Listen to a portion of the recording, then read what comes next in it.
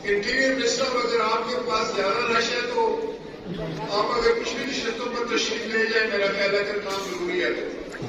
फिर वो सारा हाउस डिस्टर्ब हो गया। आज आपका इख्तितामी इजलास है, आज तो कोई हैप्पी एंडिंग करनी चाहिए थी, खुशगवार माहौल में।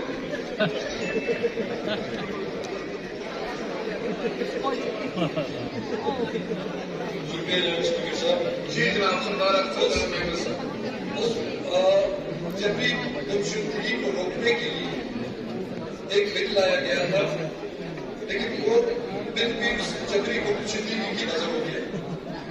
यहाँ पे कई बिल पेश किए गए, किसी को मिलती है, यहाँ पे कई कानून साजियां की गई, अपनी जरूरत किसी और की शराइत को पूरा करने के लिए, IMF की शराइत को पूरा करने के लिए,